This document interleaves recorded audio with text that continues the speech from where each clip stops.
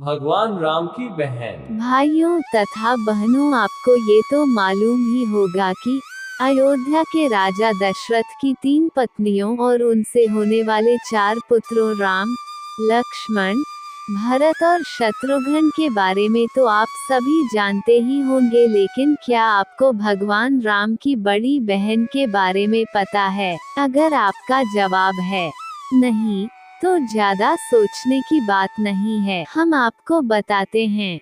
लेकिन इससे पहले, अगर आपको हमारा ये वीडियो पसंद आए तो हमारे चैनल को लाइक एंड सब्सक्राइब जरूर करें, ताकि हम आपके लिए ऐसे ही वीडियोस लाते रहें। तो आइए बढ़ते हैं अपनी कहानी की तरफ। दरअसल वाल्मीकि रामायण में भी राम की बहन शांता के बारे में कोई भी उल्लेख नहीं मिलता है, लेकिन दक्षिण पुराण में भगवान राम की बहन शांता का इतिहास जरूर मिलता है। भगवान राम की बहन शांता का सच यह है कि शांता राम की बड़ी बहन और माता कौशल्या की बेटी थी। वो बहुत ही सुंदर और हर कार्य में निपुण और शास्त्र से लेकर पाक कला में एकदम पारंगत थी। वहीं रानी कौशल्या की एक बहन थी, जिसका नाम रानी वशिनी था, जिसका विवाह अंग देश के राजा रोमपद के साथ हुआ था। दुर्भाग्य की बात तो ये थी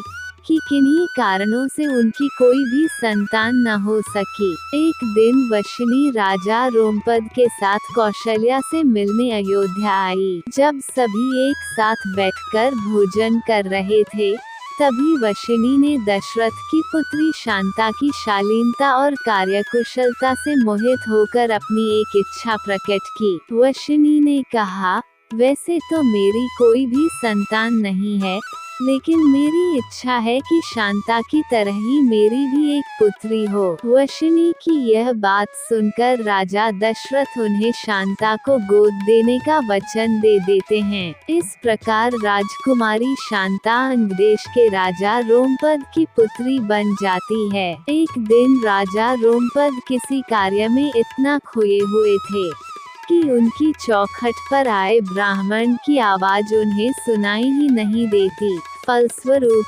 ब्राह्मण को खाली हाथ वापस लौटना पड़ता है।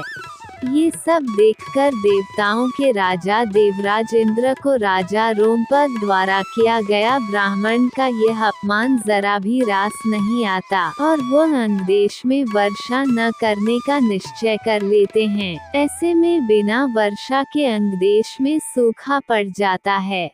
इस वजह से अकाल की स्थिति पैदा हो जाती है। इस समस्या से उभरने के लिए राजा रोमपद ऋषि श्रंग के पास जाते हैं और उनसे इस समस्या का उपाय पूछते हैं। तभी ऋषि राजा को यज्ञ कराने की सलाह देते हैं, जिससे रूठे इंद्र देव को मनाया जा सके। राजा रोमपद ऐसा ही करते हैं और यज्ञ के बाद अंगदेश में पुनः वर्षा होती है। इससे अंगदेश में आई समस्या का अंत होता है। ऋषि श्रंग से प्रसन्न होकर राजा रोमपद उनसे अपनी पुत्री शांता का विवाह करा देते हैं। शांता के बाद राजा दशरथ का कोई भी संतान नहीं था। इसके लिए वह बहुत ही चिंतित रहते थे। इसी कारण वह भी ऋषि श्रंग के पास जाते हैं। ऋषि श्रंग उन्हें कामाक्षी यज्ञ कराने की सलाह देते हैं। ऋषि के कहे अनुसार राजा दशरथ कामाक्षी यज्ञ संपन्न कराते हैं और प्रसाद के रूप में खीर बनवाते हैं।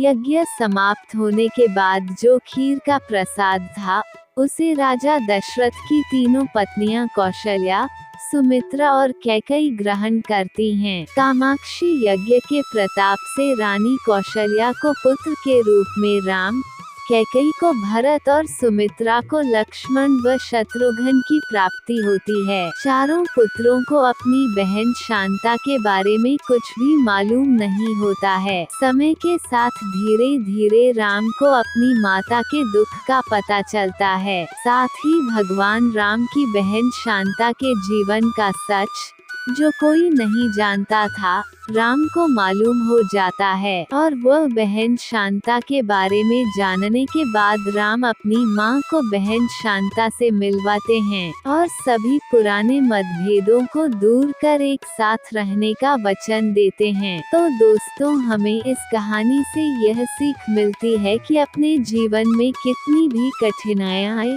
लेकिन हमें उसे सही तर्क और बड़ों का आशीर्वाद लेकर किए गए कार्य कभी निष्फल नहीं होते हैं। धन्यवाद।